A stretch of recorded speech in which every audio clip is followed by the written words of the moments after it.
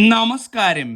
Infinite സ്റ്റോറീസിന്റെ പുതിയൊരു അധ്യായത്തിലേക്ക് എല്ലാവർക്കും സ്വാഗതം.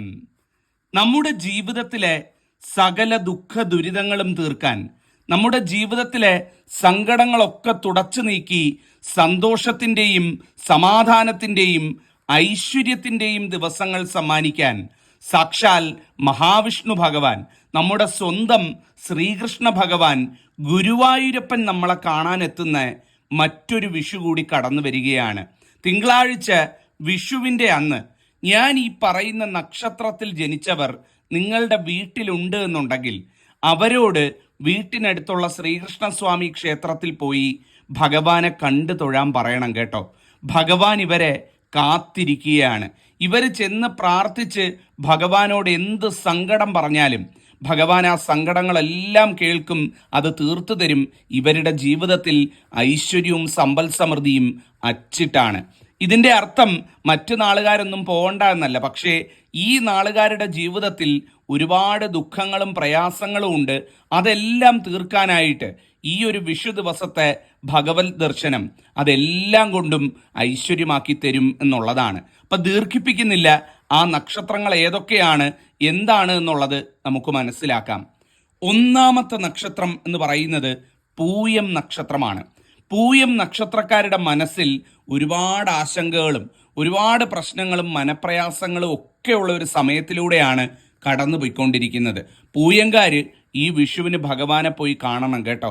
ഒന്നും സമർപ്പിക്കാനില്ലെങ്കിലും ഭഗവാനെ പോയി കണ്ട് തൊഴുത് ആ തിരുനടയിൽ നിന്ന് ഭഗവാന്റെ നാരായണനാമം ചൊല്ലി ഭഗവാനോട് എന്തൊക്കെ പറയാനുണ്ടോ, ഒരു കൂട്ടുകാരൻ്റെ അടുത്ത് പറയുന്ന പോലെ, ഒരു സുഹൃത്തിൻ്റെ അടുത്ത് പറയുന്ന പോലെ എല്ലാം ഭഗവാനോട് പറയുക കേട്ടോ.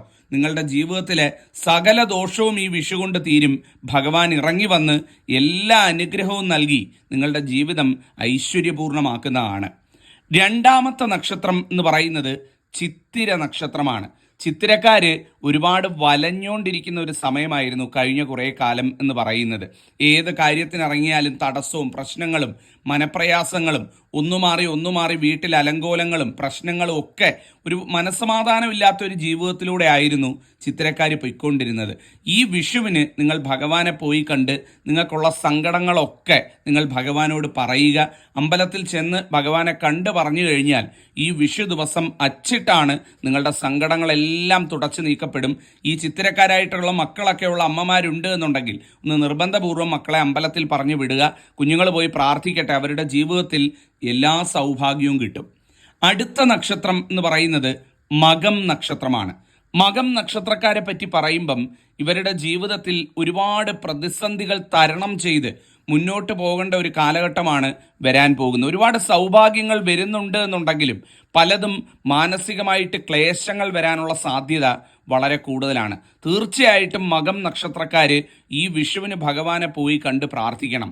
ആ ക്ലേശങ്ങളൊക്കെ, ആ മുള്ളുകളൊക്കെ ഭഗവാൻ മലരാക്കി തീർക്കും, ഭഗവാൻ പൂക്കളാക്കി തീർക്കും, സർവ്വ ഐശ്വര്യം പ്രദാനം ചെയ്യുന്നതാണ്. വീട്ടിലൊരു മകൻകാരനോ മകൻകാരിയോ ഉണ്ടെങ്കിൽ വിഷുവിന് നിർബന്ധമായിട്ടും പറഞ്ഞു വിടണം. ഭഗവാനെ പോയി കണ്ടാൽ അവരുടെ ദുഃഖങ്ങളൊക്കെ സന്തോഷങ്ങളായി മാറുന്നതായിരിക്കും. അടുത്ത നക്ഷത്രം എന്ന് പറയുന്നത് തിരുവാതിര നക്ഷത്രമാണ്. വീട്ടിലൊരു തിരുവാതിരക്കാരനോ തിരുവാതിരക്കാരിയോ ഉണ്ടെങ്കിൽ ദാ അച്ചിട്ടായിട്ട് പറയുന്നു, ഭഗവാന്റെ വിളി വന്ന് നിൽക്കുന്ന സമയമാണ്. ഭഗവാൻ വിളിക്കുകയാണ്, നിങ്ങൾ പോയി ഭഗവാനെ കാണണം. ഒരുപക്ഷെ എന്നിലൂടെ ഇന്നിത് പറയിച്ചത് തീർച്ചയായിട്ടും ഭഗവാൻ നിമിത്തമായിരിക്കും. ഇത് നിങ്ങൾ കാണാനിടയായതും കേൾക്കാനിടയായതും ആ വിളി കൊണ്ട് തന്നെയാണ് എന്നുള്ളത് മനസ്സിൽ ഉറപ്പിക്കുക. ഭഗവാനെ പോയി കാണുക. ഈ വിഷുവിന് രാവിലെ പോയി കണ്ട് ഭഗവാനെ തൊഴുത് പ്രാർത്ഥിച്ചാൽ, നിങ്ങൾ ഏത് കാര്യം പ്രാർത്ഥിച്ചാലും മനസ്സിൽ എന്തിരുത്തി പറഞ്ഞാലും ഭഗവാൻ അത് നടത്തിത്തരും, സർവം മംഗളമാകും. അടുത്ത നക്ഷത്രം എന്ന് പറയുന്നത് രേവതി നക്ഷത്രമാണ്.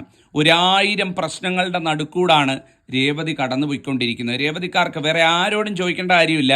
രേവതിക്കാരോട് ചോദിച്ചു കഴിഞ്ഞാൽ ജീവിതം തന്നെ വല്ലാത്തൊരവസ്ഥയിലൂടെ, ദൈവമേ എന്താണ് എനിക്ക് മാത്രം ഇങ്ങനെയെന്നൊക്കെ തോന്നിപ്പോകുന്ന രീതിയിൽ പല പ്രശ്നങ്ങളിലൂടെയാണ് രേവതിക്കാർ കടന്നു പോയിക്കൊണ്ടിരിക്കുന്നത്. ആ ദുഃഖങ്ങളും ദുരിതങ്ങളും പ്രശ്നങ്ങളും ഒക്കെ ഒറ്റയടിക്ക് തീരുന്ന ഒരു അവസരമാണ് നിങ്ങൾക്ക് ലഭിക്കുന്നത്. ഈ ഒരു വിഷു ദിവസം അമ്പലത്തിൽ പോയി ഭഗവാനെ കണ്ട് പ്രാർത്ഥിക്കുക. പറ്റിയാൽ ഭഗവാന് പുഷ്പാഞ്ജലി, സുദർശന പുഷ്പാഞ്ജലി എന്നൊരു പുഷ്പാഞ്ജലിയുണ്ട്. പുരുഷസൂക്തം, ഭാഗ്യസൂക്ത പുഷ്പാഞ്ജലികളുണ്ട്. ഇതിലേതെങ്കിലും ഒരു പുഷ്പാഞ്ജലി കൂടി നടത്തി ഭഗവാനെ പ്രാർത്ഥിക്കുക, സർവം മംഗളമായി കിട്ടും. അടുത്ത നക്ഷത്രം എന്ന് പറയുന്നത് ഭരണി നക്ഷത്രമാണ്. ഭരണിക്കാർക്ക് ആരോഗ്യ ക്ലേശങ്ങളൊക്കെ വരാൻ സാധ്യതയുള്ള ഒരു കാലമാണ് ഇപ്പോൾ കടന്നു പോയിക്കൊണ്ടിരുന്നത്. ഇവരുടെ ജീവിതത്തിൽ ഒരുപാട് മനപ്രയാസങ്ങൾ, മാനസികമായിട്ടുള്ള ഒരുപാട് ടെൻഷനുകൾ, ഒരുപാട് ചിന്തകൾ വർദ്ധിക്കുക, ഇങ്ങനെയൊക്കെയുള്ള പ്രശ്നങ്ങൾ ഇവരുടെ ജീവിതത്തിലുണ്ട്, നിലവിൽ തന്നെ ഉണ്ട് എന്നുള്ളതാണ്. അതൊക്കെ മാറണമെന്നുണ്ടെങ്കിൽ തീർച്ചയായിട്ടും ഈ വിഷുവിന് ഭഗവാനെ ദർശിച്ച് പ്രാർത്ഥിക്കുക. തീർച്ചയായിട്ടും സന്തോഷവും സമാധാനവും ഐശ്വര്യവും കൊണ്ട് ഭഗവാൻ നിങ്ങളുടെ ജീവിതം ധന്യമാക്കും. എല്ലാ സൗഭാഗ്യങ്ങളും വന്നു ചേരുന്നതുമായിരിക്കും. അടുത്ത നക്ഷത്രം എന്ന് പറയുന്നത് രോഹിണി നക്ഷത്രമാണ്. ഭഗവാന്റെ നക്ഷത്രമാണ്. ഏറ്റവും ഐശ്വര്യമുള്ള നക്ഷത്രങ്ങളിലൊന്നാണ് രോഹിണി. പക്ഷേ രോഹിണി നക്ഷത്രക്കാർക്ക് സമയവശാൽ ഈ വിഷുവിന് മുമ്പ് വരെയുള്ള സമയം പല രീതിയിലും ക്ലേശങ്ങളുടേതായിരുന്നു. ഈ വിഷു പിറക്കുന്നതോടുകൂടി വലിയ സമയമാറ്റമാണ് രോഹിണി നക്ഷത്രത്തിന് വരുന്നത്. വലിയ സൗഭാഗ്യങ്ങളാണ് രോഹിണി നക്ഷത്രത്തിന് വരുന്നത്.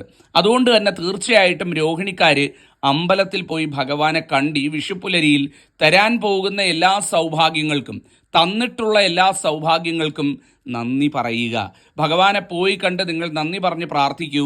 നിങ്ങളുടെ വിജയങ്ങളും നിങ്ങളുടെ സൗഭാഗ്യങ്ങളും ഇരട്ടിയാകുന്നതായിരിക്കും. അടുത്ത നക്ഷത്രം എന്ന് പറയുന്നത് തിരുവോണം നക്ഷത്രമാണ്. തിരുവോണം എന്ന് പറഞ്ഞാൽ സാക്ഷാൽ മഹാവിഷ്ണു ഭഗവാന്റെ നക്ഷത്രമാണ്. സാക്ഷാൽ മഹാവിഷ്ണു ഭഗവാന്റെ ജന്മനക്ഷത്രമാണ് തിരുവോണം. ആ തിരുവോണം നക്ഷത്രത്തിൽ ജനിച്ചവർ ഈ വിഷു ദിവസം ഭഗവാനെ കാണാൻ പോയില്ല എന്നുണ്ടെങ്കിൽ ജീവിതം തന്നെ അപൂർണമെന്ന് പറയാൻ സാധിക്കും. ഭഗവാനെ പോയി കണ്ട് തൊഴേണ്ട ഏറ്റവും ആവശ്യകതയുള്ള നക്ഷത്രമാണ് തിരുവോണം. ഭഗവാനെ പോയി കണ്ട് ഇവർ പ്രാർത്ഥിച്ചു കഴിഞ്ഞാൽ ഇവരുടെ ജീവിതത്തിൽ ഇന്ന് വരെ എന്തൊക്കെ പ്രയാസങ്ങൾ ഇവർ അനുഭവിക്കുന്നുണ്ടോ ചിലപ്പോൾ അതൊരൊറ്റ നിമിഷം കൊണ്ട് തീരാൻ പോലും സാധ്യതയുണ്ട്. എല്ലാ ഐശ്വര്യവും ഇവർക്ക് നേടിയെടുക്കാൻ സാധ്യത കാണുന്ന ഒരു സമയമാണ്. അപ്പം തീർച്ചയായിട്ടും ഭഗവാനെ പോയി കണ്ട് മനപ്രയാസങ്ങൾ പറയുക. നിങ്ങൾ പോലും അറിയാതെ നിങ്ങളുടെ ജീവിതത്തിൽ സന്തോഷവും സമാധാനവും വന്ന് നിറയുന്നതായിരിക്കും. അടുത്ത നക്ഷത്രം എന്ന് പറയുന്നത് പുണർദം നക്ഷത്രമാണ്. പുണർദംകാർക്ക് ഭാഗ്യമുദിക്കാൻ പോകുന്ന സമയമാണ് ഈ വിഷു പ്രദാനം ചെയ്യുന്നത്.